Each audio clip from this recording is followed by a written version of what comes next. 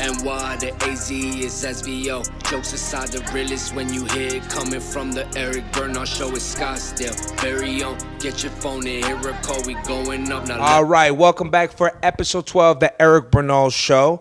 Again, I'd like to get this off the beginning. Like, subscribe, comment. Honestly, say anything that's mean about me, Eric. You're fat, whatever. I had sex with your girlfriend. Probably is true. I don't give a shit, but just get the comments going. Let it go viral. That's what we want. People who do like me, whatever, defend me in the comments. That's fine. On top of that, just want to give a big shout out to New York Comedy Club Stanford location. We just got back. Shout out to Kev Herrera, the headliner. 4 sold out shows. Nice spot. Probably the nicest green room I've ever been to. And I thought CB Live was one of the nicest because that one's nice. This one's about 3 or 4 times the size of that. I don't know why they didn't just make it like extra place for more audience, but had a pool table, had almost like a kitchen, had almost like a barbershop area, living room, video games, TV, everything you ever wanted. And then it even had like a door that was specifically for comedians' bathroom, like comic shit. Anyways, without further ado, I do want to bring our first guest. It's my first comedian guest, actually. It's my first comedian guest because I wanted to fucking make sure that we got some hot-ass people in here. So you've seen Tyler, the bottle girl. You've seen the OnlyFans, Tiana, 500K subscribers, because we wanted to pull you in with some nice tits and ass and vulgarity. But coming to the stage right here, my boy Anwar Newton. Anwar Newton, introduce yourself here. And first black, which is good. Is your mic on? Oh, no, here we go. No, right there. There we go. See, First thing I told you. Look, it's all right. I do it too. So I know you'll probably hear it on this mic what he said. Wow. Yeah. So this is Anwar Newton. Sorry, first guys. comedian, first black, first one to do that live on the podcast. This isn't live. Maybe we'll work up to that one time. What's up? Anwar, first time I saw you, man, I saw you all over, a lot of flyers. We see comics like, ships passing through the night, Yeah. We see these people, we don't even know who they are. All we can do is gossip and maybe people talk shit. We don't know what they say. That's the best part, though. Dude, and then when they meet me, which is funny, that happens to me a lot. It's like, hey, I heard you're a piece of shit. I'm like, fucking said that? 2 women. No. No. Some people lightly, they go, oh, I just heard this about you. And that wasn't you. I finally saw you do a set. Yeah. But no, it's all good. I heard a lot of good things about you. Nothing bad yet. But I love the show. I used to watch the clips that you would put up for the show you used to run. Was it at Stand Up Live? Oh, yeah. We did that at Stand Up Live, Tempe Improv for a little bit. This Week Sucks Tonight. Yeah. This Week Sucks Tonight. Yeah. I remember you guys were, you just, pulling up this news and making your comments. And I love, right off the top of the head, I like that shit. That was a fun-ass show. I mean, we still do it, but it's on hiatus right now because, right. The end of the year got kind of spicy. We're doing some other projects, but we run that show out of the Hollywood Improv fourth Friday of the month. Yeah, we've been doing that show since. That's dope, and this is another reason I wanted to bring you in because I like to get booked, but I want to get through. It's like don't worry, you're on the next one. This is what I'm gonna start doing. Don't worry, buddy, we got you. Start trading in podcasts, fucking for spots. No, I always want to go to play. I've actually never performed there. What, Tempe Improv? Oh, I thought you said the Hollywood Improv. Oh, Hollywood, yeah. You never been out there? No, I've done haha, and I've done some during the pandemic, some outside shows. Yeah. I performed in a Mexican restaurant with no AC. That sounds like some LA shit. And it was horrible. Yeah. It was horrible. But I headlined. It's like a credit to me. What they pay you in? Fajitas and masks, and toilet paper, which was huge back then. You kids wouldn't remember. But no, man. Look, a lot of people don't know who I am, and a lot of people don't know who you are that are going to be looking at this. Where'd you start from? Where are you from? How'd you become Anwar Newton? Where does that name even come from? Where does the name even come from? Fresh off my list. I mean, I started comedy out here fucking 10 years ago, bro. I've been out in this bitch for 10 whole years. Fuck. Just let you know it never works out. It doesn't. It never works out for anyone. But that's the attitude to have, baby. Yes, baby. It never works out. Keep going. Yeah, I've been doing comedy out here 10 years. I grew up in Baltimore, but, that don't mean shit. I mean, if you started in the city, that's where you started. You know what I mean? So I'm a Phoenix comedian. Same. And it's cool, man. I mean, I love doing comedy out here. I don't know about you. Same. I love it. I fucking this like. It's all white people, and they're all kind of sort of racist, so you get to say whatever the fuck you want. Yeah, and they just had to deal with it. They just deal with it. I know we were talking about this a little bit, before I went on tour with Tim Dillon. And, Tim Dillon is a guy who literally says whatever's on his mind. Shout out to you. Thank you. Please rebook me. I'm behind on my rent, my mortgage. Slight flex. No, so I went to Michigan. I never been to Grand Rapids, Michigan. I don't know if I'll ever be back there again unless I'm invited or whatever. I remember during the middle of I was killing them. And then I said, where my Tim Dillon fans at? And they screamed. I said, where are my black friends at? And there was nobody there. In Michigan? In Michigan, right? Motherfucker thought he was in Detroit. Yeah. So I said, yeah. And then I went, good. And then the place erupted. Oh, and I was like, oh, shit. And I don't know if the people were just, drunk and just fresh off of, like, Tucker Carlson. But, but it was, like, a moment where I had to, like, all right, well, let me tell you about my mom. It's like. That hard pivot in the it's like, material. Boom. That's Dude, funny it was crazy. But, yeah, no, you're right. I always say Phoenix, to me, is one of some of the best crowds. Not easily. Dude, I've done shows at liberal gay bars in Phoenix, and they're still down, with some of the stuff, hard, because they think they're funnier than you. Yo, dude, gay people like the gays in Phoenix are different. The gays in Phoenix will put a dildo in your butt and a gun in your mouth. Like they are down with the cause. Do we call that the real double P? Adult penetration. But no, so. I like that. I was just in San Diego. Shout out to Mike Drop over there. Great location. That's great also a really club. good green room. A lot of moving colors, and they have everything in their green room. It's a lot. It's kind of overload. It is a lot. It's like, whoa, like I should be shrooming. Yeah. But I was the headliner, whatever, did 25, 30 minutes, and I dug myself in a hole. I was talking like I was in Phoenix, and I thought San Diego was kind of like a Republican kind of type of place. Oh, fuck. Someone had told me that. They're like, yo, they're kind of red out there. Not saying that I'm red or whatever. Also, I make fun of both. So they wouldn't laugh until I made fun of the other side, So I would be like, oh, this, F the left, no jokes. But then here's how I pivot to F the right, claps, claps, claps. I got myself in such a hole. What's funny, what dug me out of the hole, because we had to put someone else in. Last minute into the show and give them a good amount of time, which cut into my time because they brought people, and that's just the way it goes. Yeah. Hey, do your 15, but the thing is, I started performing when the checks dropped, right? So I'm in the hole and checks drop. So the check drop, guys, for you to understand, is when you guys, forget what you guys had bought and paid for, and all of a sudden it's like, who owes this? Who got chicken fingers? But what dug me out of the hole was racism, which I really like. And there was three to four Asian women, I don't know. And they were all going over the receipt. And I said, this is impossible that Asian people have this much trouble with math. Oh my and then, gosh. boom, everyone kind of opened up again. And then it was ready. But it's funny. It's like, no, as long as it's not, oh, no, Asians, no. They just won the Supreme Court thing where, now they have to go to Harvard before black and Spanish people. So, so it was like, yeah, I dig at them. But you know how it is. Have you ever been somewhere where you're like, wow, this shit works everywhere else? LA, dude. LA's whack as fuck for comedy. Dude. I hate going out there to perform, man. Hollywood Improv is brutal. The Comedy Store is fun, but LA audiences are super, they're at the epicenter of almost every social issue. Yeah. So they all lock up on nearly anything, whereas out here, they don't care. A lot of these people are just seeing a black person for the first time. True. So they're just like, oh, this is a novelty for myself. Let's hear what he has to say. But you got in LA, man. I mean, annoying, brutal crowd. Also, they think they know everything. Yeah. And it's just an echo chamber of whatever they believe. Yeah, they're like, man. We believe in free speech if you say what we want you to say. They like comedy out there. I hate the kind of comedy that flies in LA. And I don't want to sit here and talk shit about LA. Yeah. It's also New York too, though. Yeah, I fuck fuck with so many comedians out there. They're so fucking dope. Oh, yeah, for sure. And also, I would love to have a career. So I don't want to say too spicy on the motherfuckers. But they like that comedy where it's you just tell a story where someone was kind of weird and awkward, and then you say what they said, and that's the punchline.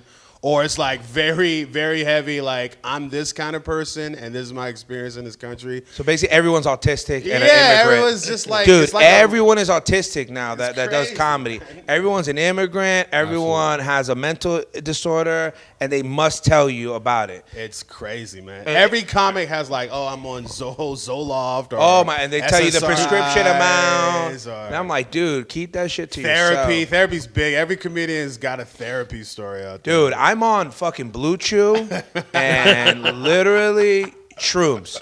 Blue Chew and shrooms, alcohol, because I know how to have a good time while I'm on this earth. You know, we're not gonna get it twice. And if I'm using my comedy to fucking tell you who to vote for, like that's not my shit. Mm-hmm. And I think it's like very, very like pandering type shit. In LA, I saw someone. I wish I knew who they were, but I saw some of them dying out there, and then they just switched to like. No, it wasn't this line, but it was basically the same thing. It was not a joke, but it was to get laughs. Like, rape is bad. It's like, and people are like, yeah, all right. Like, all right, now I'm on board. Okay, so let me tell you about the unhoused. You know, not even the homeless people; they're unhoused. You know, that's another thing. Like, you can't even. It's no longer the incarcerated. They call them something else, like a prisoner. Yeah, they changed. No way, is that real? Dude, yeah, they said something. There's like not a like you can't say prisoner. You know that prisoner is correlated to slave, and but the thing is like they're in prison. Like you know, I have cousins who are in prison, served 10 years. I'm also the person that doesn't care. It's like if you want to change the word, change the word. 100%. These motherfuckers are still locked up though, so we gonna change that part. Yeah, so like what the unhoused is a really fun word. Dude, The I unhoused. used to be homeless when I was little. What a fucking annoying thing to have to deal with. Let's talk about that. Doesn't have a home, bro. So I was homeless when I was a kid. I was homeless. My family moved to Baltimore, and we were homeless tough place. for like I've been to there. be homeless in Baltimore, you might as well be dead. And we were homeless, and I couldn't imagine someone telling me like, "Oh, you're not homeless, you're unhoused." It almost sounds like it was a choice. Yeah, like you're unhoused. This is just like a we have to get you circumstance. one. You're unhoused. Why don't you just have one? Nah, we were homeless. Yeah. Like we came out there In a on some car, in a bullshit. street, in No plans, no real career across the board. I don't think it was unhoused. We were fucking homeless, and we probably didn't deserve a house. Yeah, dude. Probably didn't deserve it. We need to work our way up to I probably don't even deserve a house, honestly. I worked like this, dude, I don't know. I went to school for history education, became a banker, learned. You in banking? I was in banking for 10 years. And you switched to comedy? Yeah, got me more You don't fuck pussy. with money, huh? Some things are worth more than monetary. No, so honestly, I've always liked that, and then like I always would get in trouble at work about shit. You know, like I went from face to face to then over the phone to then I used to do like help out with fraud and stuff, and I used to listen into calls and be like, this motherfucker's lying, and they're like, hey Eric, you can't talk like that. Really? And I'm like, why? This person is lying, and you would hear, and honestly, what finance taught me is that if you ain't put onto game, you'll never win. You'll never be on top. I didn't even know I was in banking, and when I bought my house 6 years ago in Gilbert. Shout out to second safest city in the country, per capita. Whatever. There's a whole other things. A lot of people like to point that out to me too. But the cops show up and they wear cameras and they don't shut them off, which is good. I'm on that side. And first time I moved there, I was the only brown there. I was the only spick, and they thought I was maintenance. And whatever, it's cool. We worked past that. Me and Betty. Shout out to you. It's a fake name, but you know who you are. So no, it's like, dude. I forgot my point because I'm an idiot. But we're talking about unhoused. You said you moved out to Gilbert when you first moved out there. Oh yeah, so comedy. Okay, on finance, yeah. It's true. So I remember they're like, oh, we got to do training on mortgages and stuff. So I did this training. I just watched videos. I go, I wonder if I qualify. And I did it, and I did. And the thing is, just like I was in banking, so I constantly had this on my mind.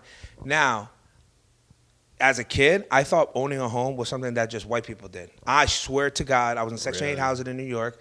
I just thought that's just something they did, or just something that was possible because they had friends and family and grandparents that die and leave them money. That's something I saw at the bank all the time.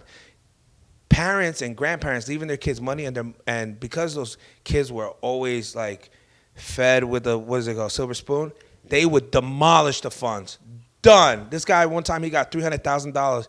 He had to open a bank account because he didn't even have one, so he needed to put the money in the bank.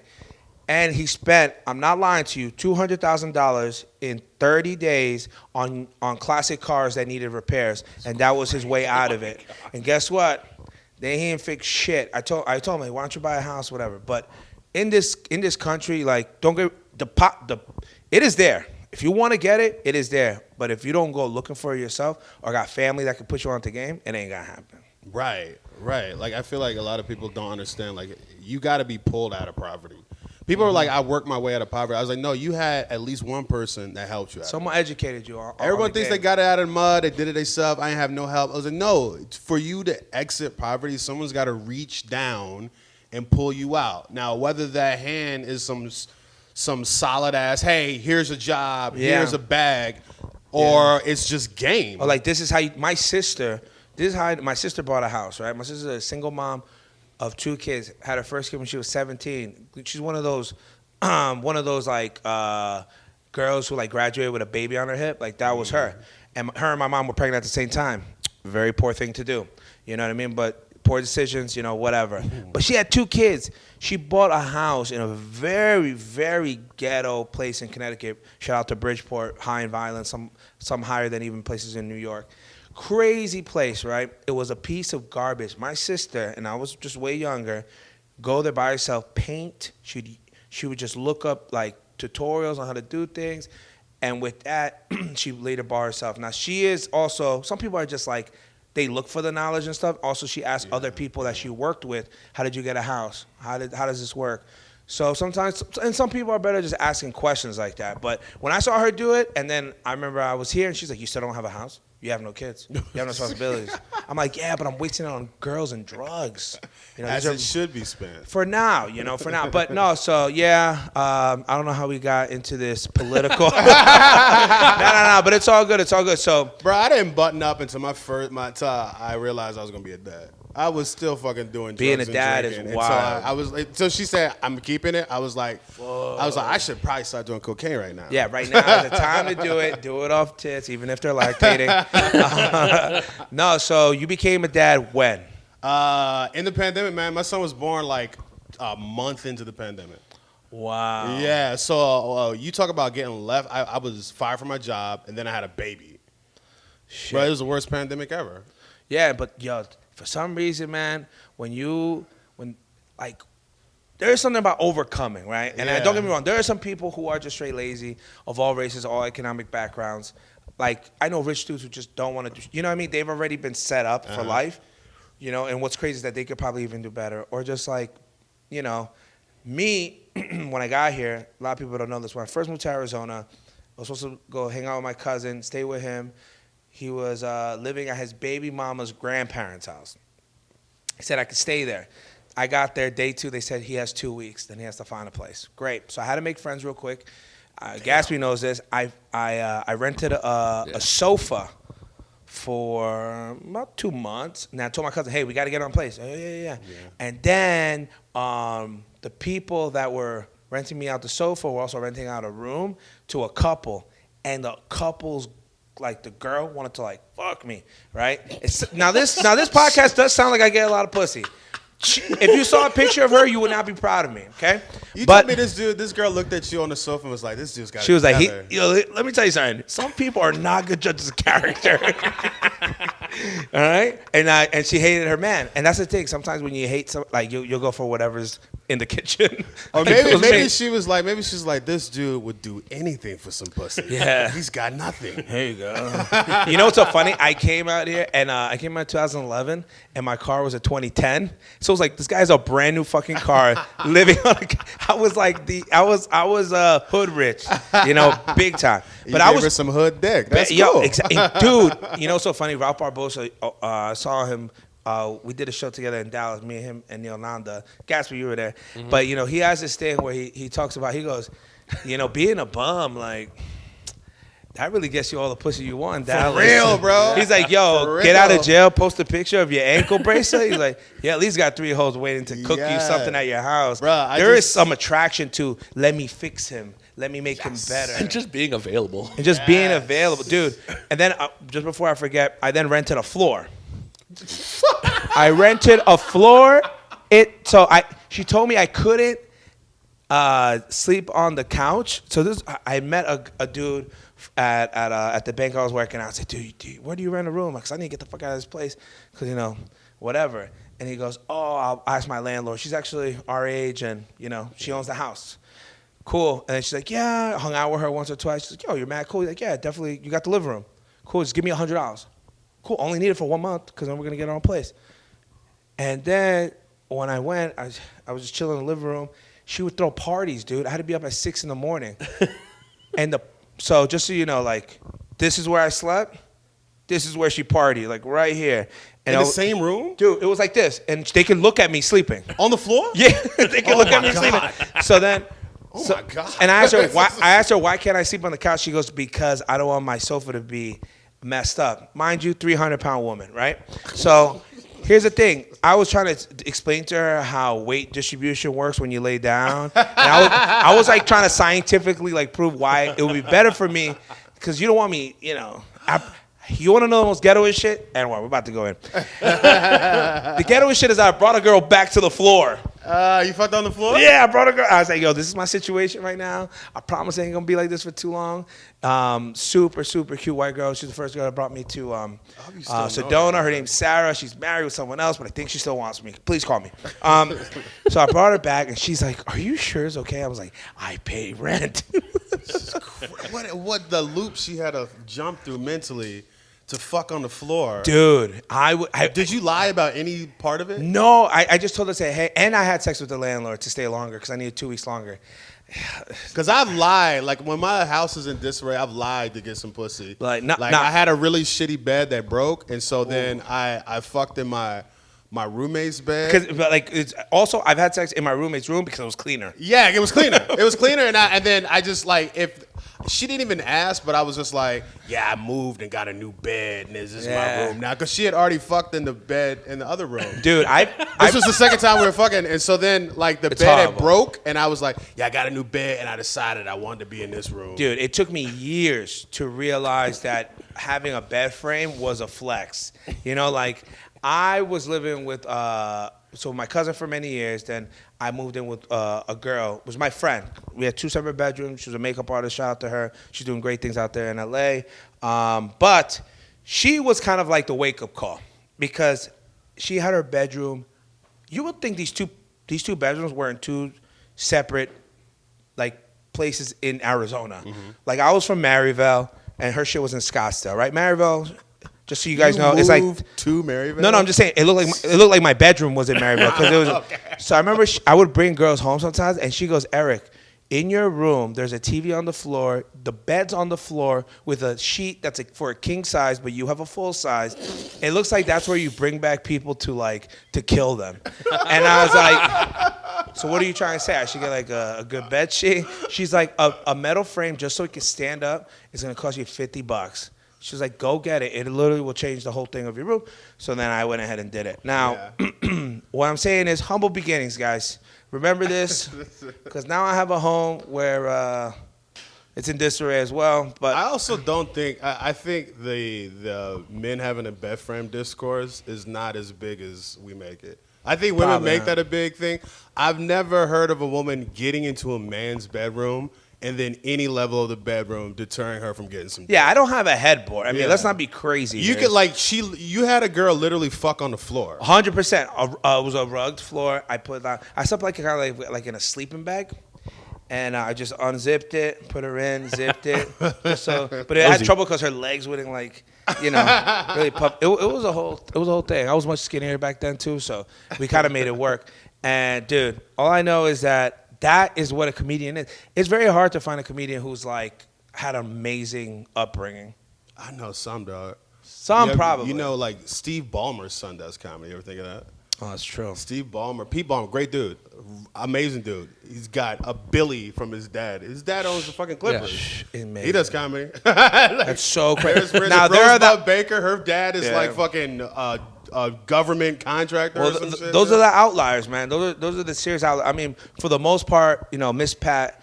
I saw her on a podcast. She was like, "Look, unless you had who hasn't had a knuckle in their butt, from their relative? She was just, making. She was like, look."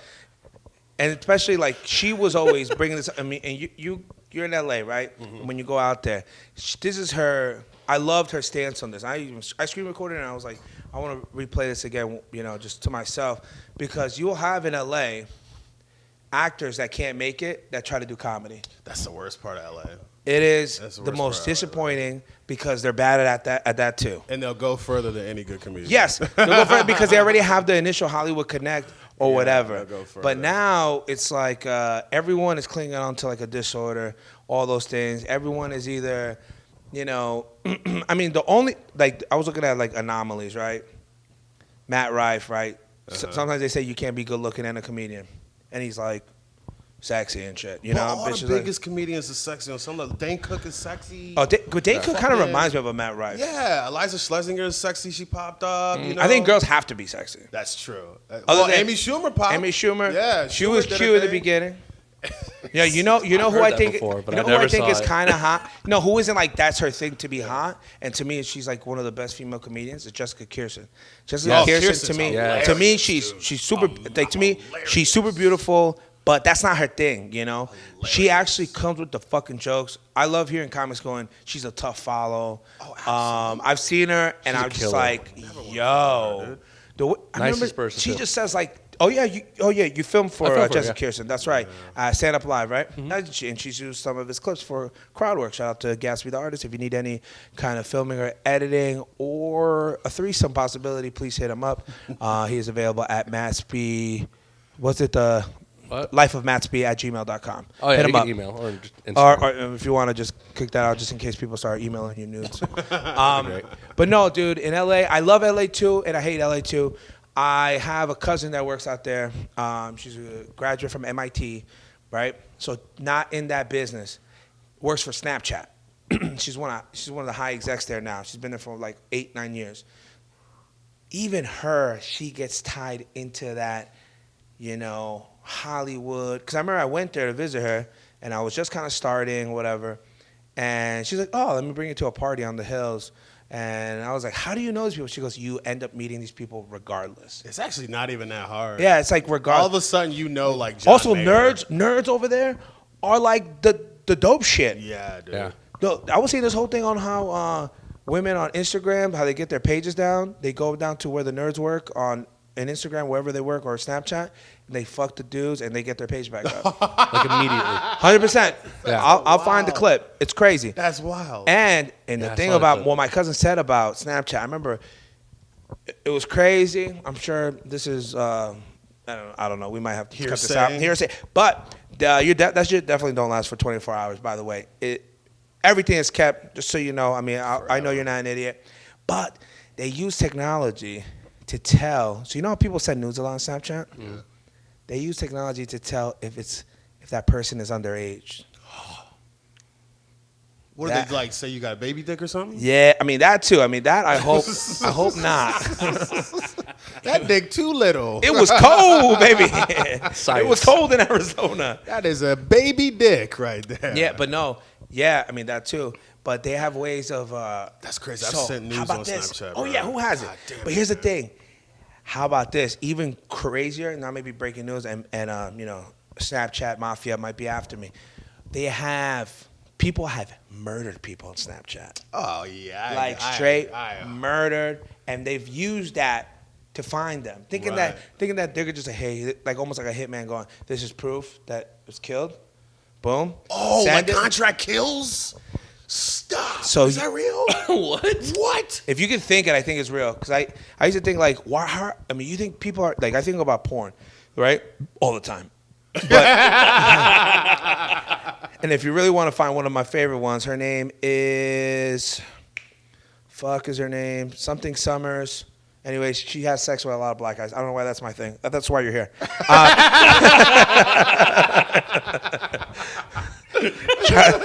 Dude, Jay Summers, Jaye Summers. Go ahead and find the one where she brings on her black boyfriend to meet the dad, and to get the dad's approval, she has to fuck him in the kitchen while the mom and the brother are sleeping somewhere else. It is a fucking masterpiece. I'm telling you, it is the way he gets her. Anyways, porn. I used to think that no way people do the furry shit. Remember, like the internet was, and then they would come out with these specials like, oh, people love getting dressed like this, but they they love doing it, right? They love doing it. Look, we interviewed a dude randomly. We did like a random podcast at a bar. we ran into this guy called Benny the Jew. Benny the Jew, who keeps DMing me, and I love you, man. We'll get together at some point. But he said, if you know anyone, I will pay for their pedicure and throw them a little change if I can just lick their feet afterwards. He goes, nothing else. He's a feet guy. That's it. But just lick. He paid for somebody's shots at the bar. Oh, to lick? Yeah. Why didn't we get that? Was it like weird energy up until he revealed that he was a foot guy? Or were you like, this is a weird dude? No, I could tell he was a weird dude because he was dressed like a gay Batman villain. Remember? Okay. Oh, yeah. If we could just pull up a shot of Benny the Jew in that episode. He wore like a suit that was just like a Easter egg green. Really? It was like lime green. It was we'll pull that up and just give him a show, and then we'll show everybody on here. My man was dressed like a non-binary vampire. Dude, if you see, and he's Jewish, so we had to like be careful what we said, you know. So, dude, he's a maniac. But shout out to him because he keeps doing shit. There he is. That's him. Oh yeah, that looks like a foot guy, man. Dude, the way he's got everything about him. Dude, he has very what's that porn star that's like now getting like going to jail? Ron Jeremy. The Ron Jeremy vibes. Oh, I forgot. Ron Jeremy. They used to call me that. But because I was fat. You do like a fucking Mexican Ron Jeremy. So I got the fat vibes. God, when I was got a big schlong, no? You got the big dick? I got the 3'4". Damn. 6'7". Just kidding. Shout out to Blue Chew and shout out to Manscaped for giving me optical illusions. But there's just people, they're into everything. And, you know, I used to think that was all BS. I just saw Mark Norman's special, Soup to Nuts, and he was talking about, which I feel like everyone has kind of thought of this joke, but he kind of nailed it, how, you know, people think like now we're so accepting of trans, where porn has been doing that forever. They've been so accepting. They've separated. You know, it's like Netflix thinks they're like, oh, this is a Asian produced film. Like, please, you know, whatever you want in porn. They've been giving you categories nonstop for the last 30 years. Bro, I grew up in Baltimore, so like one of the biggest music pioneers in the city was a lady named Miss Tony, and it was a trans man. He was dressed like a woman. This was in the early '90s, so I was like exposed to that shit early. I always thought them motherfuckers was like, when they showed up, that's when the party started. Dude, I was like, once the trans people show up, we about to really have fun. I was in Sleepy Hollow, New York. My boy was 14 years old, 15 years old. He was like one of those man-childs, Dominican, also like Saudi Arabian dudes. His mom was Dominican, and his dad was Saudi Arabian, nowhere to be found, just like all of ours, at least mine. Dude, he would always attract older women, right? And I'm getting to you why I'm bringing this up with the whole trans thing. And yeah, he was getting, you know, what is that called? When the person's older than 18, the other person's 15. Statutory rape. You know what? But these were other times. 2003, 2002. Yeah, it was like weirdly accepted back then. Like you had a girl that was dating a guy that was out of high school and they brought him to prom. It was so normal. Like it was very regular, bro. I won't say it was normal, but it was like no one was like, this is the worst thing ever as we do now. You know what's so funny? And a lot of people who act like, you know, that guy was this age. And then sometimes when they're comedians, they go, yeah, when I was 16, I was dating a college person. I'm like, what? Yeah, man, it was mad it's good regular, for you. And I'm good for whatever. mad girls in high school. But back to this girl that was raping my friend. Sad story. Yeah, right? She was from Brooklyn, New York. Shout out to Sunset Park. But she's Puerto Rican. She's Puerto Rican. And good people. She actually was really good people. I actually still keep in contact with her, and only because of like, I don't know, it was just weird. It's just kind of weird to see people grow up and be like, oh look, now you're like a nice person who married someone your age. And so my boy would go, and that person had like lived in a community in Brooklyn where there was, you know, I don't even know if they're trans. It was gay men that like even like 3 of them would wear their shirts as a wig, and they would kind of go like this to it. So just kind of drag a little bit. Yeah, and all that stuff. And honestly, because you're kind of like around, I thought nothing of it. You know, same thing as you. Like I thought nothing of nothing. You know, bro. whatever. Whatever, It was dude. nothing, man. We used to make fun of chicks who suck dick more than we made fun of a dude dressed as a girl. You're right. No one ever talks about that. Like, you remember in the 90s, like, sucking dick, you was a nasty bitch, dude. dirty bitch. You was a filthy whore if you sucked dick. Can Nasty. you imagine shaming a woman for putting a dick in her mouth now? Dude, now Wouldn't it be the dumbest thing you ever did? Dude, now women show how many glizzies they can put in their Oh mouth. my God. I remember back when I grew up in Baltimore, there was this chick who was at the top of the neighborhood. She lived near the basketball court, and we found out she sucked dick. A nigga went up on the basketball court backboard and drew a picture of her sucking dick on the backboard. and it said, what's her name? Give head.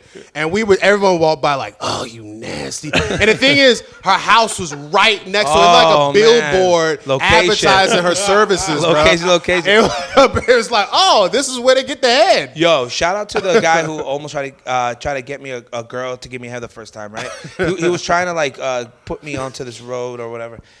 He was like, hey, I'm going to go get some head. Come with me. And I was like, what? He was my friend. It was the corner He was store. my friend. And there was another guy with us. And I was like, what are we all doing here?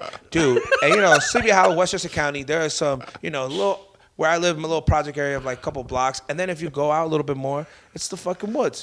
Dude, I shit you not. This girl was waiting for us like the Blair Witch Project. Dude.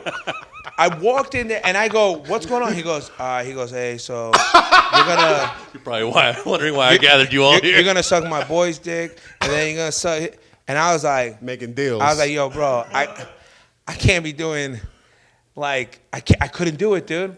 So my boy's like, well then just stand over there, man. Like, I brought you over here trying to do something nice for you. This motherfucker get a River City I was ransom like, dick yo, suck. trying to get fire ants on her knees. My man's getting his dick sucked by a ravine. Dude, bro. And you know what's so crazy? We're right next to a cemetery.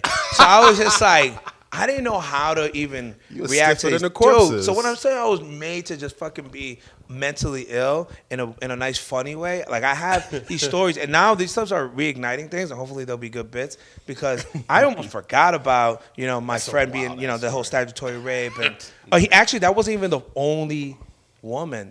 Holy shit. When he was 13, now I understand there's a pattern here. 13, there was a TA that became very nice with him.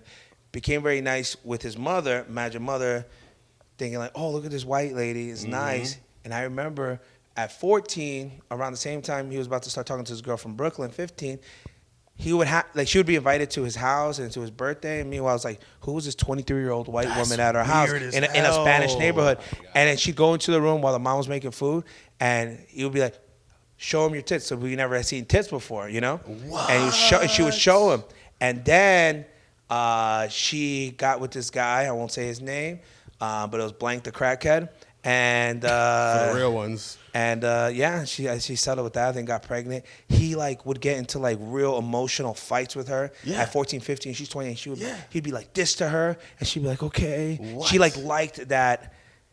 I don't know, dude. Hey, these young men, you need to come forward. Put these women in jail. Put them in Put these prison. women in fucking prison. Yeah, prison. Lock them up. Dude. Lock her up. Lock her up. But tell us the stories first. Also, let us know. These things were dude, I couldn't even believe it. And she would try to get, and that's, oh my God, now I know maybe I was not You're enough. just revealing trauma. Dude, It's just unfolding in his she brain brought right over now. the Ouija board one time. I I swear to Christ Almighty, okay? She brought over the Ouija board, and she's like, let's see if we can summon any of your grandparents. So I can suck they dick yo. too. She's like, ain't nothing like some good dead dick. I'm gonna suck the whole family dick. Generational. You remember the movie The Craft? Yes. Remember Great Light movie. of a Feather, Stiff as a Board? Yes. We did that. Yes. We did that. My God. We were involved in some demonic Yes. shit. No wonder that I out of think my I will house. make it one day. I loved every one of them girls in the crap. All of them Dude, could have got it, man. goth girls. They Dude, was so goth sexy girls to are me. so hot. That one gap tooth girl with the big crazy eyes. I was like the main character. I don't know what her name is. I just want her to hit me. Dude, I was like, With a this potion. fucking vampire bitch could light my world up, man. Oh, man. The Craft, if you guys haven't seen it. Great movie. Great movie. It's about 3 white witches and 1 black, right? There's one black chick in there. It was Look, a black witch in there. diversity, inclusion. Representation. And they were all hot, and they're all evil, and I mean, women, So, Most women have fashioned their entire life off of that movie, though. dude, yo, that is funny that a lot of now you ever see women now they're all like, black like my soul. You know, like that's like the go-to thing. Now, I was saying this in the past episode, and that's like this rant I posted, and women reposted it more than anyone because they were like, "You're so right." Because I said women have become the new men, and they're the ones that are pieces of shit, and they're the ones not returning the calls, and they're the ones that, you know, and guess what? And you'll be unhappy forever being that way. And then like, you know, and then women were like, "Dude, you're so right. I'm wrong." I'm like, all it took was like an idiot that I had like 3 shots of something in my system and an Adderall. And shout out to Adderall. It's working right now. That's the 10 megger. That Coke Light. It's that 10 megger. Coke Light. Coke Light. Yeah. But no, dude, it is true. Now it's like, if a girl even says she's sweet, that's not a good thing. Like, she'll never promote that she's a sweetheart. Ever. Bro, I haven't been in the game because, you know, I'm a washed up dad now. That's I'm right. a washed up father. Yeah. So all of my women viewing is through pornography. Yeah. Which Jay Summers, if you're watching, we're gonna have some. I'm a big Jenna Star boy right now. Jenna Star's just great. kind of going crazy. I'm a little bit of a Jenna Star spell right now. But like, I can't imagine having to deal with today's kind of woman. All of them are witches. All of them are like boss bitches. Bro, I've heard the horror stories of all horror stories, man. There have been so many cases that people I know personally, so maybe anecdotal, whatever, but I've had friends who have fronted women money, co-signed vehicles, and just when they knew that, hey, they're at a situation where they don't necessarily need to, they're done with them. And they're done, dude. Leave them, promise them all this shit. Some of them don't even get any pussy out of it. But that's the game now. Like, you'll see, all right, I'll give you an example. And if you're watching this, you know, whatever, you're a piece of shit. But it's a girl, you know. Hey, I'm very big with the Old Town community. They've let me throw in a lot of comedy shows there. We've done really good. Great. So with me, you know, if I need a birthday, something for myself, you know, they hook it up with discounts, etc. And, you know, so people don't even know the discounts I get. I like to keep them private because it's my deal. It's not yours. Right. So a girl reached out to, and I was trying to make this point to a guy who's getting screwed over by the chick he's with. Majorly screwed over. And I said, look, if money is what makes her want to see you, and not just you seeing her, like, just be able to know the difference of what a girl who wants to see you rather than a girl who just wants to use you. So this girl had hit me up, and I was in New York. I was in getting ready for the shows in Stanford, and she said, "Hey, Eric, it's my friend's birthday. So wondering if you can get me like one bottle, and then we'll buy the rest." And I'm like, "Actually, I'm not in town. Look, I'll see what I can do. How much were you looking to spend? So I can try to get you a special deal or whatever." "Oh, we were just going to decide when we got there. So you're not here?" Because before that, she goes, "If you buy it, like, I'll go home with you," sort of deal thing. Whatever. It's making deals. I don't care. Like, to me, like, whatever. And I said, "Well, I won't be there, so disregard the sex. Let me still get you a good deal." She, you know what? We're just going to call one of our other friends, see if they can get us a bottle, right? That's one. Then you got another girl, right, that I've been kind of talking to. And, you know, she goes, "Damn, Eric, you've been so busy. Looks like life's chaotic, you know. I can't believe that you're going through that. I can't wait till I can have a week off and I can take you on vacation." I thought she was about to say, "Eric, you've been so busy. How about you give me the bottle and I'll suck your dick in a month?" Yeah, exactly. I'll suck your dick in a month. Now, one's Mexican and one's white. I'll let you, you know, say who's a who's who. Cares about, you know. But no, dude, isn't that crazy? Like, but those things, you could tell the difference.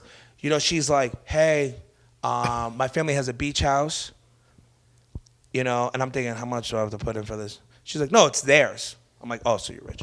Okay, rich girl." And I go, "All right." And she's like, "Look, when you have time, when I'm settled in," because she's moving, and she's like, "We'll go ahead and go down there, me and you. I'll cook for you. I'll do this. I'll do that." And I'm like, "Whoa, wow. Where did this girl come from 1955?" I'm like, "Can I still hit you?" Just kidding.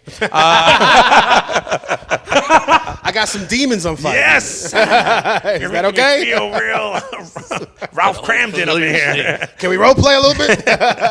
Bam. No, but That's the thing. So it's like those are two differences of how it is. Also, I want to bring this back to the comedy world. You can see when someone's being sincere, and you can see when someone's being an opportunist. Oh yeah, you can sniff Right? it out. You can see like where. Look, I had booked some shows. Some months are busier than others. Some I'm dry as hell for a few months. You know how the game works. Yeah. It goes up and down. So some months, like I'll announce that I'm going to be doing this. All of a sudden, she's like, "Hey man, so I was wondering if I could jump on one of those shows." I don't even talk to you. I've never even seen you perform. Maybe seen you once or twice. It's a very opportunistic time. And you, someone who runs shows, me, I produce shows. Like I just had Michael Lenoci, and I was in New York, and I had booked it while I wasn't here. And I had my boy Kingsley, shout out to Kingsley, go ahead and host it, and I paid him and everything. And 100 people were asking me why I didn't ask them, and I was like, Kingsley hits me up. He's done things, you know what I mean? And we work together. Sick of that, though? It's such a like I'm respectful of the game. Yeah. We're all like to be in the world of comedy and like be surprised that someone wants to be on the show because they're trying to move and level up and to act weird about it. It's like, aren't we all doing that? Why are you acting so fucking weird about it? I'd be more respectful of a motherfucker. He's just like, yo, I need to get on that show. I'm trying to work some shit out. Yeah. Real shit. I'm trying to level up. I'm trying to get a good tape. I'm like, okay, like I'm respectful of the game. I come from Baltimore, man. I respect the game. Like, motherfuckers would be getting mad at girls because they be, like, making deals or doing lines. I'm like, they're in the game. You already understand the game. Why Leverage are you what mad you can. about it? Leverage what you This can. is the game. Leverage what you can. Look, and you know, what I started doing, because I did comedy a long time ago. I don't even consider it me being serious about it, right? I don't even reference it, to be honest. I always reference 2019, August 11th, when I first went. I said, I'm going to do this while working. I'm going to do this, right? I feel like every comedian has like a phase where they don't do shit and then when they take it seriously. You know, here, so 4 years. So I'm only 4 years in. Like, I will give myself the credit that I'm really doing. Even during the pandemic, you know, we were doing like the drive-in shows. I was still doing shows where I can. I performed in someone's house, like everything. And what I don't see is people working as hard. I think that to me is always like the thing that bothers me. I go, dude, it's not that I'm more talented than you. Could be and could not be. But I'll tell you, people, there are people who suck who are better at being better workers. Yes. And guess what? They're going to make it. They're gonna make, and you're gonna sit there and wonder why, and sit on your ass, and you're gonna be on Facebook groups going back and forth about who didn't get what and what didn't get who, and it's not. And then sending letters to the businesses I work with, telling them that they're not allowed to do stand-up comedy. You dumb bitch! I don't even know why. I got something for your ass. But you know, what's so funny. You say hi to me every time you see me, so whatever. I'll keep it moving. A lot of people only have the gusto to say things online, and if you see them in person, that energy is never the same. I rarely go to open mics anymore. I'm lucky enough that I'm able to, like, I'm booked enough in shows where I'm like, I'm going to try new shit, you know? Yeah, that's how you're supposed to do it. And it's cool. And then I book my own shows. And, like, you know, I even make myself the host. I don't feature. I don't headline. I like to be that. I like to master everything. It's harder to get shit off as a hosting spot. Yeah, and and you're dealing with people ordering drinks. No one's drunk. It's a good workout room. And when I see people going, I'll be like, hey, do you want to host? And they're like, I kind of want to come off stage, you know? Come off and do 5, and I'm like, 5 minutes, I'll give you 10 as a host, and I'll pay you. Nah, well, then okay. I mean, look, I never asked, like, hey, could I, you want me to host for who? Can I be the feature? That's like, no, that wasn't what I was asking you. I was asking you this. Now, get that part, do it. Now, with you book things. How do you book things? What kind of, what is the setup of your show? Is it a showcase? Is it headliners? Is it all the above? Is it you talking about This Week Sucks Tonight? That one and just anything That was else a concept show, right? Like that. So that concept show, we do like 30 minutes of talking about the news, which no one even fucking cares about anymore. The world is so different than when we started this show. We started this show 7 years ago. That's when crazy. Trump first took I know. office, right? I remember I used to hear about it all the time. Yeah, man. Back when people really were dialed into the news, but Joe Biden has made the news so boring, no one even fucking pays attention anymore. Guys don't even speak English. So then we would do comedians after that, and we would like make fun of it. It was like kind of a Kill Tony energy. We would like make fun of them. Tony Hinchcliffe, you know, he fucking rocks with us. He loves the show. We love Joel Jimenez, Jeremiah Watkins. We fucking all fuck with the show, right? I love them. But when I do book shows, like if I'm booking my own shit, like I just did Mic Drop Mania over here in Chandler. Chandler AZ. Shout out to Mic Drop Mania and Casey. And they were asking like, what's the support? What is host and feature? I like 2-man shows. I like to just have one opener. You rock out for 20, 25 minutes to really work them out of it, and then you bring me up. Like if I'm doing a headlining show, I like that. But if I had to pick a spot that's the best spot, it's definitely the feature. The feature spot is feature awesome. spot is the greatest. You get to be ugly, and then you get off in 20 minutes. Dude, you get to go. So the setup that you did, that's typically what I found out. Like with Chris Stefano, with Tim Dillon, even with Giannis Pompous, he'll do whatever the club does. Like I remember when they told me I'm gonna be the host, and I think he just wanted like a 2-man deal. Yeah. But it's fine. But that's how they run it. Chris, when we did Stand Up Live the last time in January, he's like, go out there, do 25, 30 if you want, and he's so. 30, bring me up, I'll go ahead and do an hour. Miss Pat does the same thing. Her guy does 30, she does an hour. Tim Dillon, same thing. When we got there, I thought there was going to be a host. I had no idea. I'd never performed in Minnesota. I'd never performed in Michigan. And he goes, it's going to be like this. They're going to announce you how you want, and you're going to go out and do 25. If you want to do 30, it's available. And anytime, and this is a lesson to everyone, because he ended up telling me at the end, you take the 30. Someone's giving you the opportunity to do the time. Now, don't get me wrong. If you're crushing and you deliver at 27, 28, get yourself off the thing. Let that be the most memorable thing about it. But if you have it in the chamber, man, do it. Because what also I learned with him was this is not your crowd. So this is where you try your stuff that rocks. Yes. Because you want to know, he said, I picked you for these locations because, like, Minnesota and Grand Rapids, Michigan, it was all white, 99%, right? You can't. He's like, you're not gonna be able to lean on your Latino jokes. This is like a good workout. See if those jokes really work. Right. And I loved it. Right. And because of him, I performed in front of the largest crowd that I've done, 2,100 or 2,107, according to him. Because he's like, there's how many tickets I sold. 2,107, and then in Grand Rapids like 1,600 or 1,800, I forget the number. But to go out there, and you know how it is, that feature thing is like, everyone's like, all right, well, what's going on? And that's what he said. He goes, if your jokes are good, if you kill it to a crowd that didn't come to see you. Right. It's also like something you got to remind yourself. Like when I was first getting big opening gigs, like I had homies in New York.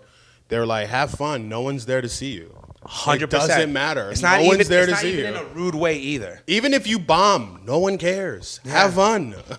Yeah, and it's necessary. It's necessary to go out there and be like, oh, that didn't work. All right, cool. And then just keep it going. I mean, there was a show where I went out, and even the guy who I later got interviewed, shout out to Lazy Intellectuals. Go check out that podcast / it's more of like an interview setup, and he interviews everyone. It's crazy. He's a Syrian. He interviews all these high priests, and then it's like me, the fucking idiot. But he told me in that interview, he goes, I remember seeing you, and it was not a good crowd. Like, they were not laughing. It was tough, but you kept going, and you kind of won them at, like, the last 5 minutes. Mm-hmm.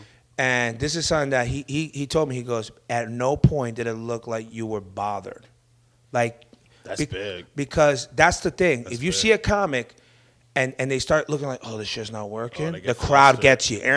But if you go, this is always my advice to anyone who thinks that, just kind of go up to like, bitch, you at my house. I don't give a fuck if you don't like the food. Bruh. You know what I mean? Dude, I used to know, I know a comedian, I won't drop their name, but he's so used to bombing that when he's doing well, he responds like he's bombing. Yeah, like he'll say, "Oh, you guys didn't like that," and the crowd clearly just laughed at the joke, and then the crowd would be confused. They're like, "We did just laugh." Yeah, it's like a gift. Yeah, dude. And I truly don't understand. Like, you have to have some self-confidence. Like he was, that interviewer was telling me, he goes, "What do you say about those comedians who like don't look like they're as smart or whatever, or as they're kind of acting goofy and blah blah." I'm like, I was like, they're so smart. They're selling you that they're like that. That's how fucking. You ever seen Jim Gaffigan? Like these people, Jim Gaffigan's super smart. I've seen him tons of times. He's amazing, and he goes out there like, he does this whole thing where like he's been famous for so long, but you still kind of it's executed so well. People don't understand how much work it takes to even get to that level. Like to be yourself. Yeah, when you do that so well at that level, you don't understand how many years it took to master that. Like Jim Gaffigan started off as like a leather jacket, smoking a cigarette on stage. Because that was the thing to do. Comedian. He was like talking about political stuff and social issues. And then he finally got to the point of doing it so long, he started talking about food. Yeah, You know the what I mean? Hot Pocket bit. I mean, if you have never seen the Hot Pocket bit by Jim Gaffigan, it's a Amazing. classic. Definitely, I won't ruin that for you. Go check it out. But I remember that, Jim Gaffigan is known as a clean artist, a clean comic. He switched over, just Clean like Kevin comic. Hart. Kevin Hart was like, he started so grimy. I know he used to get it in Philadelphia with Big J. Okerson. They used Yeah. to go on the road. They used to run together, which is crazy. Yeah, fucking bitches in hotels. They were just chilling. But that's the thing. Jim Gaffigan, I remember, I think Giannis was saying, he said that one of his funniest things of watching Jim Gaffigan go one time, because he's known him as a clean comic, and then he had said something like, yeah, after what are you going to do with these OnlyFans girls? How are we going to bring them back to the world? Like, hey, you got to go back to being a whore. And he's like, I would have never thought you'd say that word out loud. But that's the thing, like, and that's why I tell people, seeing the Netflix special, seeing the YouTube special is not even close to what it's like live, man. Live show, man. It's nothing crazy. close. You can listen to fucking, Crazy. whatever, Elvis, Michael, whatever, these people who all married younger people. Live is so much different. Dude, live is different. Live will always be different. People don't get that post-pandemic. I feel like people don't understand the live element anymore. I feel like people just. I they think wanna one of consume it on my their phone. favorite things to do is, even when I'm not performing, bring people to a show, and they go, "That was my first comedy show. Yeah. This is amazing. I never I even love popping the cherry. like bro. I don't even know. I love getting in there. Less blood. Let's open you up. Shout out to Jay Summers. Spread them legs. He was ready for some comedy. Yo, dude, and that's the thing, is like people don't even know like that they want to be offended. It's almost like you want to be offended. Like I tell people, if you can't laugh at yourself, you're taking yourself too serious. Yeah, taking people out of the echo chamber and putting them amongst real yeah. people, and then you realize, damn, this is funny. This is funny. Like I understand it outside of the internet now. Yes, the internet fucks people up because they all Yeah. get chopped up and screwed, and everyone is eager to say someone sucks over someone's funny. I remember a comic had come up to me, and I think they're in the Valley still, and they were just like, I think they commented on a video and they're like, wow, that was really funny. And then DM me on the side, I was like, hey man, I'm gonna catch a show, whatever. And then came catch a show, whatever, and we kind of like talked afterwards, and it was like, yeah man, I kind of was, I don't know. I think I followed you just to see that you were like, what's that called? Like a phony or something. Right. And I was like, oh, okay. But that's kind of like what we You live said that for. to your face? Yeah, and I appreciated that. Okay. I appreciate that. That's why, like, anytime where anything goes, like, I was talking to Tim. Bro, if I could talk to a big comic, I squeeze all the information out of him. And I remember he was like, Eric, do they still got Facebook groups where comics going stupid on each other? And I go, yeah. He goes, Eric, get out of that. Don't. If you are, just read them. Don't I'm not in 'em. ever add into them. I think that's the only reason why I don't delete Facebook. Is if Yeah. there's some drama, I want to go to read it. he- I want to go read it. He goes, you'll be stuck reading a 300 comment thread about someone stole a joke about Axe spray. It's like, dude, it's like people think they're so original too. Everyone thinks they're original. I do not care. Like I've gotten to the point where I do not care. My homie Aldo Campagna, great comic out Shout out here. to Aldo. The baby boy to scene, one of the he hits me up on Amazing guy. DMs me. He's like he's working on a joke that he thinks was similar to a joke I do. He was like, I just want to make sure I'm not stepping on toes, which is admirable if you want to come up with some original material. You know what I said back to him? I was like, take the whole joke. It doesn't matter. Yeah, it doesn't matter. Do it better than me. No, Aldo's please. great. It does not matter. You know what's so funny? He is one of 3 comics that came up to me right after the show. Was like, hey, let's talk about this joke about Chase Bank. And I was like, yeah, what's up? I used to be a banker then, kind of work it into a routine about my mom not knowing English. And I told it to him. He goes, oh, it's nothing like my joke. Right. Okay. Yeah.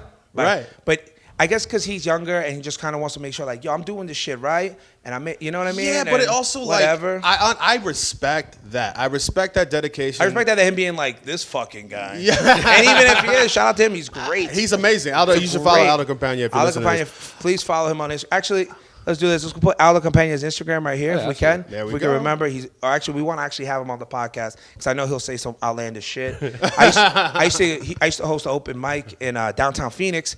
and it's a bar. And I think he was going there at 18, 19 years old, and I'd have to make sure I can get him in so he can do it. He's won sometimes. He's you know, I used to give away cash. It was really good until it was raided by the FBI for cocaine and drug trafficking. Yeah, because you were there. Yeah, definitely. But I didn't have it on me. No, but yeah, but I never care about like jokes like the like I don't respect it. Also, but no I one's also gonna be able don't to say it care. like you too. I don't care. You know, because I think about like on the internet, motherfuckers steal shit all the time. They get it popping. It's like the public doesn't care who said it first. They don't care who said it 1st. I have a joke I've been doing for like 6-7 years. It's a joke about people of color and how I hate that term. And I compare it to colored people. It's a whole bit. I've worked on this joke for 6 years. My homie Rob Mabey hits me up 2 weeks ago. 2 weeks ago, he hits me up. Shout out to Rob Mabey's amazing. He hits me up. He goes, Andrew Schultz did your joke verbatim. And I go, what? And he goes, on the podcast, on Flagrant, whatever. He's like, Andrew Schultz did your joke verbatim. And I went and listened to it. I was like, oh, that's nice. Finally, I don't care. I do not care. You gotta parallel thinking happens. And you're also, if you think that is all, you know what I mean? Like, if you think that joke is gonna make or break you, like, you're so done. in over your head, dude. Am I going to stop doing a joke? Absolutely not. I've been doing this for 6 years. I'll keep doing it. Somebody come up to me like, you stole that from Andrew Schultz? Good. Put me on the internet, say I stole this joke, and have a million people listen to that joke, please. Get me followers. In fact, if you watching this, I'm going to put the clip up. Please share and say, this comedian stole this from Andrew Schultz. I would love to get a career out of that I shit. just want to post a clip that has I want the title to have nothing to do with the bit. Where it'd be like, Eric Bernal says trans people should all die, right? Post a clip, and I'm like, so I had this dog one time. It's like, where's it coming? Where's it coming? Rah! And you'll see people comment before, he's cancel him, and it's like, Yeah, but it's just like you said, people only respond to the negative shit. My homie Mike Enders, who used to do comedy, he had a podcast. Doesn't do comedy anymore? He doesn't really anymore. He's on some NFT crypto shit. He's on the scam. I respect it. Yeah. He's on the scam market. Hey, shout out to the scammers out there. Shout out to the scammers, right? Yeah, a lot of puss. So he used to do a podcast when they first started. What he would do is he would post the podcast episode on Reddit. He would have like a burner account. He would post the episode, and then the title of the Reddit thing would be like, I don't know if you guys can listen to this. It sounds like this dude's being racist. And then people will listen to the whole episode like, I don't hear any racism at all. Hey, Mike, I'm going to steal that. Dude, that shit with gangbusters. This podcast took off because of that. If I'm correct, he had a joke about he felt like he was getting too ready to pick up drugs. I feel like he has a joke. Oh, yeah, he does. About wearing cologne to see his drug dealer friend. Yeah, for sure. Like, to me, that was the most. I probably had just started comedy maybe a year or two in. Just when he quit. Damn. And I saw him out, and I was like, wow, this guy's really good. Like, yeah. I remember seeing people, and do you remember this moment? Starting comedy, let's say in Phoenix area, right? Mm-hmm. And you go, wow. Oh, you hear a joke where one it day, blows you're away. like, one day I'm gonna be good as that. And not for nothing, not some ego shit. Now you're like, wow, I thought that was the best that comedy could be. And now you're like, all right, now I know there's levels to this shit. Yes. I know I'm getting better and better. And then they're still doing like the same, 10, 15. And I'm running into that a little bit too sometimes, going in to going to different cities I've never been in, because I don't think they deserve to hear me working on a joke. I feel like do your hot shit, do that shit. Yeah. Exactly. When I'm over here, work on the new shit and and die out here. To me, like, this is the place I could die. This is the place I could bomb. This is the place I could do it. But I do like that feeling still of going, is it gonna work? And if it doesn't, shit. But when it does, like I have this whole joke I'm working on about dating a girl with hairy armpits, right? And dude, and it's been killing.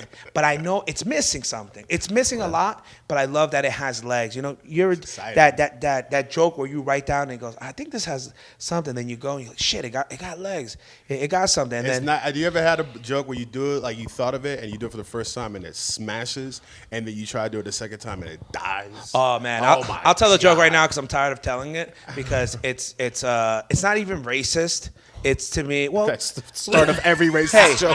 Hey, it's not even racist. Hey, we have a black friend. We have a fellow black. We have a fellow black here. He starts off, so niggas.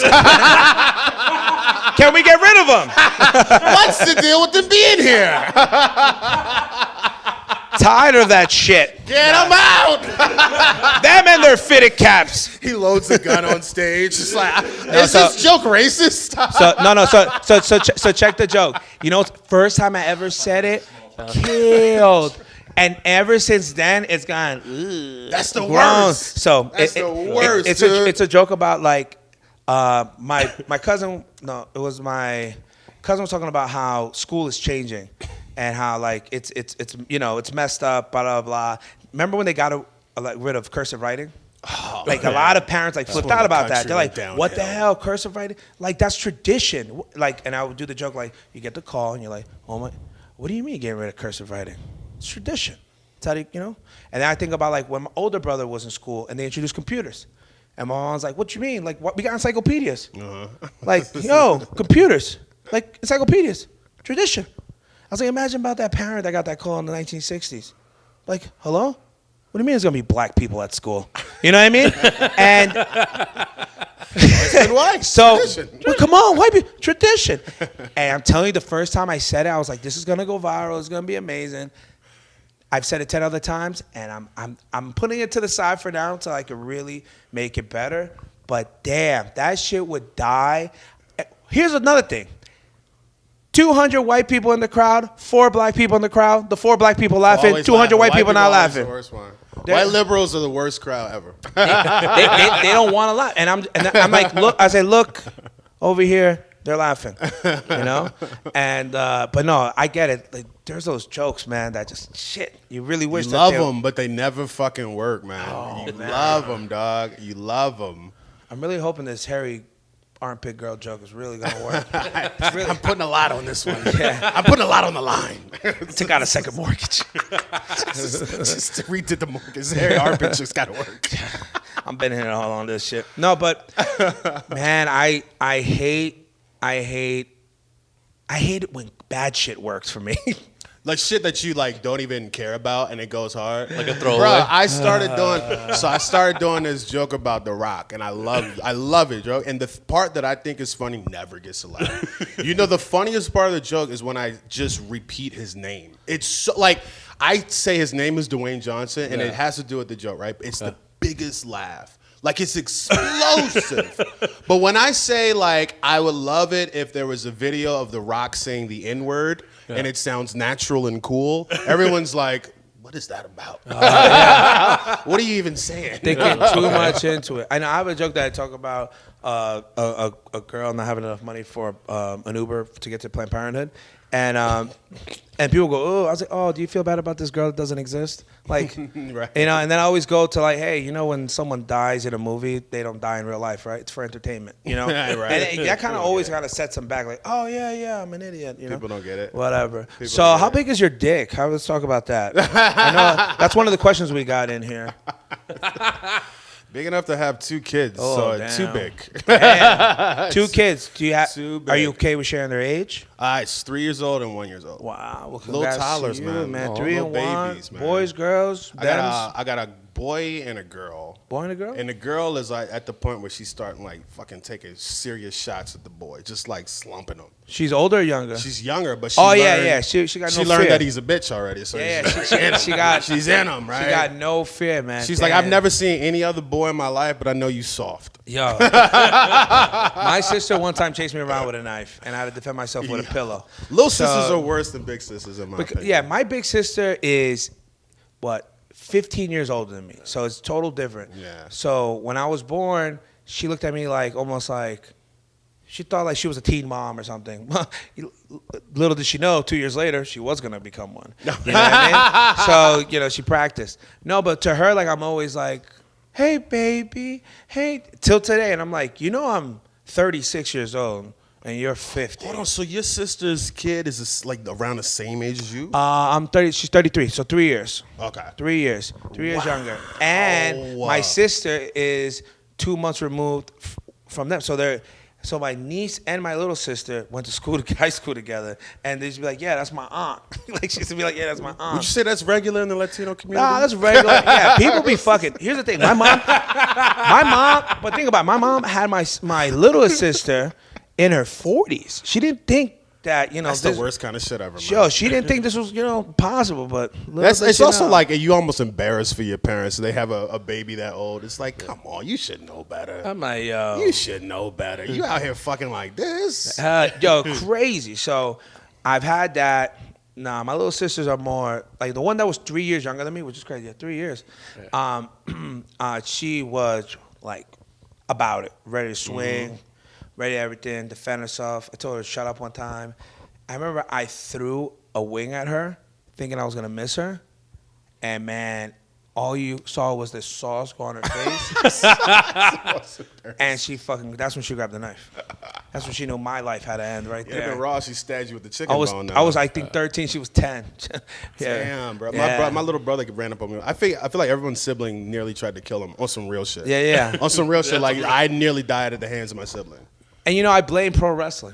Dude, remember when people used to die from like trying to do like suplexes to their brothers and shit? Pile drivers and shit. Dude, man, that was like kind of like the rage at one point.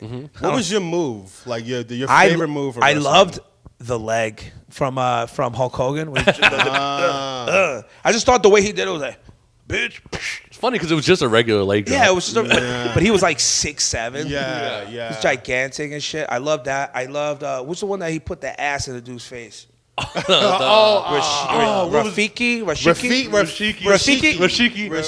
the monkey. Rafiki's the monkey from from the Lion King, who's somehow the uncle. I was big on the power bomb, man. Oh, the power bomb was like that was it for me. If it lift the motherfucker up and just slam him on. That's the one that was killing people. Yes, bro. Every time I got into a fight, and I got into a fight all the time in Baltimore, I was like, if I can finish this fight with a power bomb, I'll be a hood legend. Yeah, you'll be in juvie. Juvie. Talk about how you have friends that went to little baby jail for years, bro. I knew somebody was in juvie for like a year.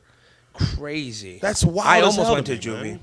I think we've talked about this before, but I had a very a big anger problem. I was mandated by the state at one point to see anger management, go to the Scare Straight program, and see a school psychologist once a week, a psychologist outside of the school once a week, and then check in with my counselor every day. Because that was the only way I was going to get back to the high school I was, because they kicked me out. I had to go to alternative high school. And it was bad. It was dangerous. Metal detectors. Teacher got put in a coma while I was there. So I realized I wasn't that bad. What was I saying about that? About me almost going there. I took a kid's head, and it was like cement back. It's just a crazy, so he punched me. It's a crazy start to a sentence. I took a kid's head. So it's a wild way to start any sentence. So I was an asshole. I was a dick. I like grabbed his hat and put it on my head. And I started talking to a girl at the bar. I was a piece of shit, I yeah. You were like, I said, I'll give you this shit later.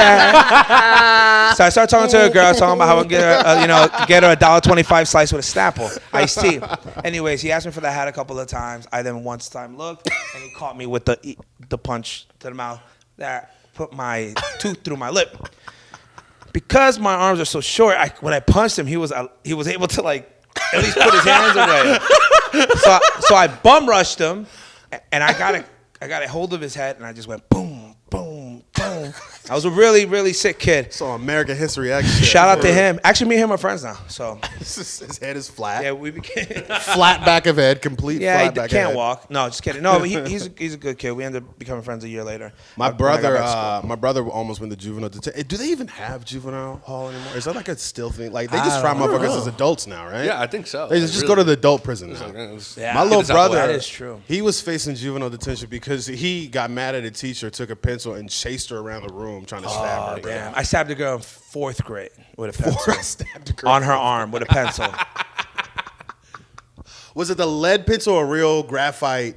Real pencil. It was a real pencil. Because you remember you used to have a little lead pencil, you pretend you stab yourself or you doing drugs. I did it and it broke off in her. Oh, yeah. And the reason why I did that, I still remember. Good friends with her now. Actually, now she's put a protection on me. No, but I was trying to talk to this girl. It was always so for the fucking girl. That's why women are problems. But just place your blame on someone else. So anyway, she's like, "Can you stop talking? I'm trying to learn." I said, "Shut the fuck up!" Boom. 4th grade, man. 4th grade. You say that, man. Anybody that says I'm trying to learn. She went to an Ivy League school. This girl had a really good life. She was trying to learn. Deserves to be stabbed, man. deserve. I'm trying to. And I she was remember that Jewish kid, too, man. so that could really come back It's to always fuck me the up. Jewish community Yeah, that's I'm trying to hurting learn. them. I was Jewish hurting. community is always trying to learn. Stop learning. Stop learning shit. Stop learning. What if we start as a new Shit. thing? These Jews be learning everything, bro. Learning control the weather. Damn. Like you see, Have you seen Oppenheimer? what are you guys doing over there? Learning shit. I don't know. Trying to develop the atom bomb. There's a bunch of Jews over there reading books. You know how they are. Get them. Are you guys online on Wikipedia? But yeah, dude. So that was my criminal time. How I've we never do? been charged with anything, man. How we doing on time? Oh, we had an hour. We had an hour. Yeah. I think we have some tweets we wanted to go Oh over. yeah, I wanted to surprise I you. don't know them, so I told him not to tell me. But he follows you on Twitter. And I will. Too. My tweets? Yes. Word. Let's So, go. so he picked out some of his. Maybe you give us context of what Bro, you okay, meant. first of all, I don't give a fuck on Twitter, bro. Good. That's the most You shouldn't. unhinged shit ever, shouldn't. bro. You shouldn't. You Did you go shouldn't. through my likes? There's some good titty likes in there. I saw It's some strong almost titty wanted to likes. Throw that one in there. I can show you my bookmarks after. right. You'll come in your pants. I told Gatsby, don't show me any of them. I want like an honest reaction on some of these things. This is crazy. I did not know y'all was doing Loud, this. speak I don't- loud and, this and makes- clear, baby. I didn't even tell him when we were just in here This chopping it just up. makes me so happy. There we doing go. this, bro. I love my shitty. Been waiting ass for Twitter, this. bro. Okay, so, Here we go. using Mid-Journey AI to see what my dick and ball bag would look like in a Wes Anderson directed punk movie. And I'll throw him on the screen. Throw him on the screen. That way you guys can follow him too. That's a good one, man. I want to put that in the AI and see what it looks like. Completely symmetrical. My shit got a stripe. My shit leans to the left. I want that shit to be completely My shit symmetrical. look like a Freddy Krueger sweater. Go ahead. Commenting holy mackerel on a pic of a butt on IG. Yo, that's the best. Bro, go to any thought on IG. If you see I liked it, go to the comments. I'm in there. Holy mackerel. That's a good one. That's a good one. I feel like this is the dopest shit you can say about It's seeing a pair of different. titties. Holy different. mackerel, bro. I'm trying to bring that back. If you see some good tits, be like, Holy mackerel. holy And tag mackerel. And tag Anwar. There Holy you go. mackerel. I'll do one later today. I got a lot of girls with tits in my phone. I could have said some filthier shit there. That was a tame one. Holy- I think we're working up to it. dripped out in Instagram targeted ad purchases. Right here. Got this right. Yes, Got let's this go. off of IG. Got this off of IG. The algorithm works, No, it bro. does. No, they do have The some really good shit. algorithm works, bro. That's how I got my NSYNC shirt. I'm so glad Cambridge Analytica took my information because now they know exactly what I fuck Thank with. you Thank out you, there. Zuck. This one, it's a screenshot of a text. It's texting my dear son's mother. It's a shirt that says, "I need dick at night." Which you said, "Would you wear this?" To which she simply replied, "I don't think so." We got an honest woman there. We got. It's a fucking good shirt, too, I don't bro. think so. I need dick at night. Well, don't say I don't get you anything, okay? Would you wear Oh my this? god. Let's do one more. Let's do one more. Okay, let's do one more. Do one more. Oh, and then this one's just, I like it just because it's starting the time-honored tradition of sending DMs to people to come to my next show. Real. Getting a reply saying how they can't, and then replying back to them with, "Oh, no worries. Sounds fun." Yeah, It's the realest shit ever, bro. I mean, talk about the hustle. You know, and we're not gonna fucking stop it there because I have something to say about that shit. All right, That disappointment and is all so real. and comics, honest. You know, again, I don't really say shit. If I post something on Facebook as my status, just know I do it knowing that people are gonna comment underneath it, and I'm not. They're looking for whatever. There's people who go, oh, yeah, so I didn't promote for the show, but I killed it though. You know, like people who like go like, yeah, I'm not much of a promoter. You know, that's kind of on the person running the show. You're a piece of shit. You know, you're not a good person. And you are garbage, and you deserve to do 5-minute sets for the rest of your life for $10 or free. I don't like. And don't get me wrong, there are other producers who go like, no, it's not on the comic to promote the show. Yes, it is. What are you talking about? Y'all not famous. Yes, it is. Ain't no one know who you are. All right? Ain't no one know who you are. And I text people. I would tell people, other comics, like, hey, are you doing this? I need you to show me. When I would book people sometimes and I needed help on the show, I say, hey, I need you to screenshot me at least 10 DMs that you sent someone the link. Not posting on your story. That doesn't do a goddamn thing if you don't put the link. Also, go look through it. See, anyone who who said something about it, you send a link. Look, it's extra 10 seconds of your life. Yeah. But it literally makes a difference. Who likes performing for 4 people? If you have to, whatever. But also, you got all these people in the kitchen making this meal. You can't just show up and eat. Exactly. You know what I mean? Come on, you got to bring something to the table, bro. And nothing is better than someone on, people lie so much on mostly Facebook. And Instagram is just like whatever. But mostly on Facebook because you get to have like a post that's just words. My favorite thing is like, man, I just went and I just killed. One guy after the show said that I made his night, that he was ready to kill himself. And I had saved him. And, and that my comedy can do something like that. And it's like, that never happened. That never happened. Dude, there are people that literally go like, I paid my housekeeper with comedy this weekend. Things are looking up. Should I get an agent? Can I get do's or don'ts of why I should? Who are you? They get one $200 gig. They're like, I've done it. Dude, I mean, like, if we wanted to, we could always brag, especially when you're producing a show. You can, but like, what? Like, what? It almost seems like you're doing it for you, or like, I saw somebody post, and some of these people, I need to stop just letting me like be friends on Facebook, but they're so funny and dumb, and they're like, you know what? I'm done being the funniest person, and not being acknowledged for it, not getting booked. Not this and that, not doing the, and then I'm just, no, but then I'm just like, are you doing the work? We all go through that. We all go through like, yo, I remember one summer I was like, I ain't getting booked for shit, and then I needed to see if I rub people the wrong way, and obviously, if in all honesty, if you have rubbed somebody the wrong way, right the wrong. There's nothing wrong with that. There's nothing wrong with going like, yo, that's not how I meant it. Absolutely not. Let's do business together. I remember I shout out to Chris Mosley. Me and him, we met. He was just like, look, I don't know much about you. I heard a few things, but I don't give a shit about that. You work. So let's do this. I remember I asked him, do you think I'm good at comedy? He goes, I don't care about that. You're a good worker. Yeah, Chris Mosley's all business. And I like that. So, but yeah, man, the whole like, I'm like, are you going to promote? Damn, why are you on my ass? I might. All right, cool. Free then, right? Yeah. Free? Cool. I love people. One time I set up a show. It wasn't going to be a big show. But the guys were like, hey, we'll give your people, $50 each to come in, do 10 minutes in this restaurant. All right, cool. I looked up a couple people. Fine. I told the person, hey, this person's going to be paying us. Just get there. You're also going to get a meal in the house and a drink. Nice. This person follows up with them and goes, hey, I just want to go over my payment.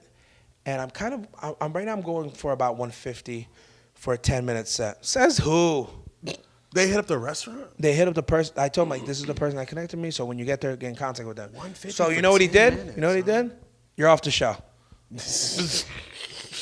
You're not bringing anyone. Very good. Yeah. So Get outta here, I man. think that is sometimes a lesson that a lot of people don't learn, that you could be good as all. I know people that I've seen that fucking knock it out the park and then go home, jerk off, and go to bed, and they don't care about being part of a big show. And that's on them. That's good. You also can't force nobody to do it. But to also be like, I can't believe I'm not famous yet, blah, blah, blah, blah. I'm like, look, that is a 1 in a fucking billion, and if it happens, great. And also in whatever level you want it to happen is great. I'm very cool. If I could just pay all my bills and chill, do it straight comedy, that is the goal forever. Like, that shit is fun. Going out, having fun. It's also like once you get to a certain point, you like get it. I feel like if you don't get it at a certain point, why you're not where you think you should be, that's the worst kind of person. Those are like the actors in LA. You don't understand. I understand why I've been doing it 10 years and I'm not where I thought I should be 5 years ago. Yeah. I'm ugly and I'm bad. Like, I'm not good at it. Look, we can make that work. I'm ugly and bad, and there's not a real market for that. You know what I mean? I think ugly's coming back. It is The coming back. I'm trying to bring it 1980s, back. real way. we should think about those white pop stars in the 80s that were like balding and shit. yeah. And they were killing the game. Yeah, dude. We're And coming back around. Where all that mattered was like, is it good or not? But no, like, I get it, man. Dude, sometimes I be like, something's got to give, And then I'll be like, why are people saying something's got to give? Also, internalize that yourself. No one wants to hear it. And that's another thing I try to tell people. Like, if you say that to people, especially in a group format, some people are kind of happy you're going through that. Because I bet you some of them in their head go, man, and I thought, they were better than me. And look at them. They don't even fucking think they're good. And So also, people think you suck, so they're like, "Oh, I'm glad that you're not." And doing that's well. fine. Yeah, I tell you, I suck. Cool. I don't care if you think I suck. Yeah. I care. You know what I mean? You gotta be at peace with all of it. You just gotta be okay with yourself when you're doing. 100%.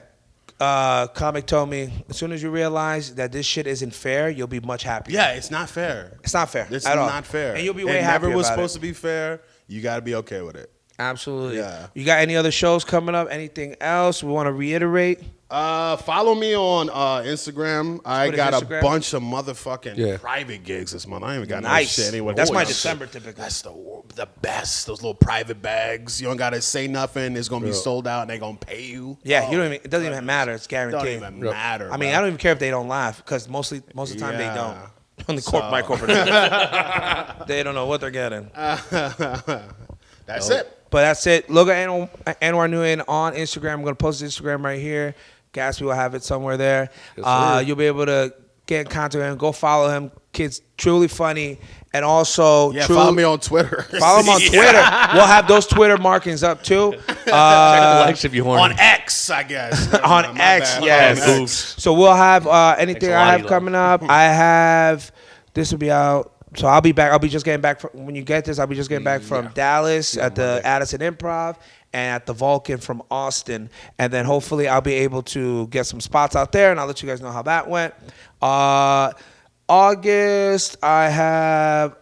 Hopefully, I'm trying to do like a surprise like venue sort of thing and bring some comics together in Scottsdale. I don't know whether that be in August or September, but September, I got Uncle Laser coming.